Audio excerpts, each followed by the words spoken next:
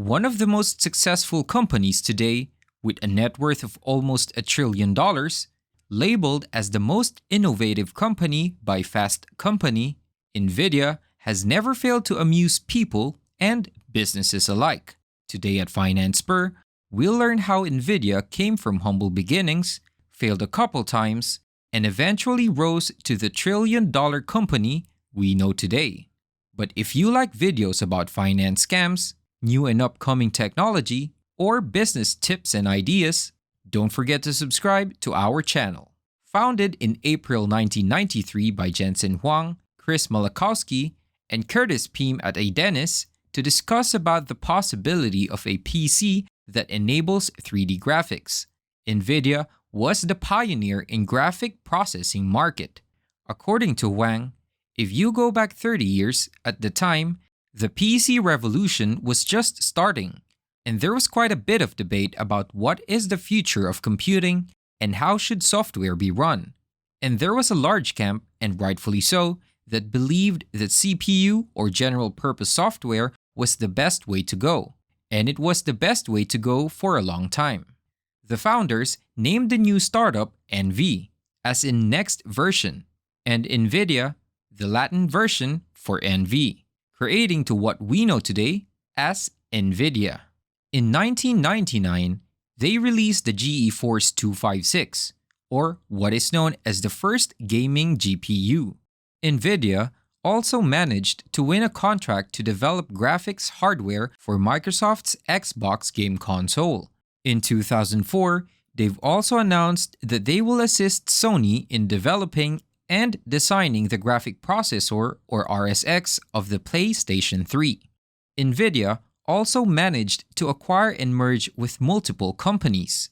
In 2002, they acquired the intellectual assets of its rival, 3DFX, and in 2005 acquired ULI Electronics, the makers of the chipset that supplied their rival, ATI. They've also acquired Hybrid Graphics, a graphic software company, in 2006, and Aegea, the developer of the PhysX physics engine, which was integrated to their future GPUs in 2008. And as the decade ends, they released multiple pioneering GPUs, including the GeForce 300 series and the 500 series. But in 2008, Nvidia took a hit after the failure of certain mobile chipsets and GPUs. It was reported that the products had abnormal failure rates due to defects in manufacturing. In September 2008, Nvidia has received a class action lawsuit over the defects, claiming that faulty GPUs have been incorporated to certain laptops manufactured by Apple, Dell, and HP. Although Nvidia managed to reach a settlement that would reimburse owners of the laptops for repairs and replacements, the damage has already been done, costing the company almost $200 million on its first quarter revenue. Nvidia also faced controversies with its GeForce GTX 970.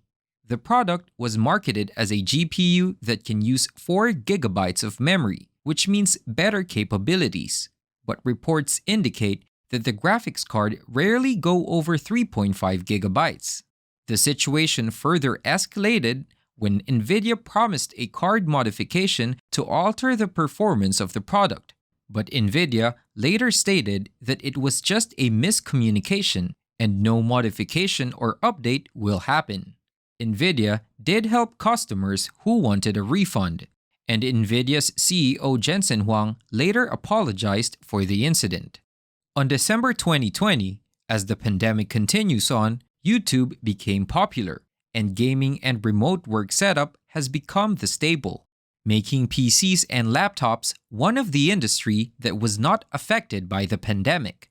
Now, this led to the boom of the unboxing and review contents, especially with PC parts.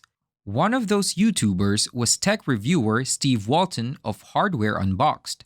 In a Twitter message, Walton stated that Nvidia have officially banned us from receiving GeForce Founders Edition GPU review samples. The reason? Walton was focusing on rasterization, or a way to turn a picture into a bunch of colored dots or pixels, instead of ray tracing. In an email disclosed by Walton from an Nvidia's senior PR manager Brian Del Rizzo, he stated that your GPU reviews and recommendations have continued to focus singularly on rasterization performance, and you have largely discounted all of the other technologies we offer gamers. It is very clear from your community commentary that you do not see things the same way that we, gamers, and the rest of the industry do. Many people were outraged regarding this incident. Linus Sebastian of Linus Tech Review called Nvidia as might actually be evil. TechSpot stated that Nvidia was raising serious question about journalistic independence and biased reviews.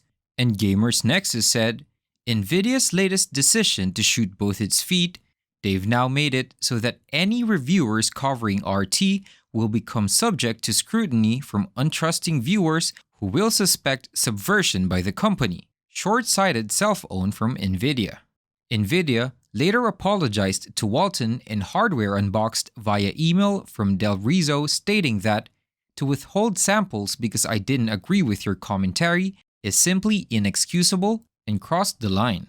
But despite the controversies and issues, Nvidia remains the top company in the GPU market. On 2019, they've announced the release of the groundbreaking RTX series that features ray tracing, or the technique used in computer graphics to create highly realistic and visually stunning images, which was very new at the time, allowing much more better graphics and better resolutions. They've also released the most powerful GPU to date, the GeForce RTX 4090, on October 2022. Aside from that, Nvidia's annual revenue also tripled from $10 billion per annum in 2020 to almost $30 billion on the first quarter of 2023 alone. The reason for this? The rise of artificial intelligence. The graphics card they make are responsible for making the high-quality AI-generated images. The company also produces chips that is used for artificial intelligence.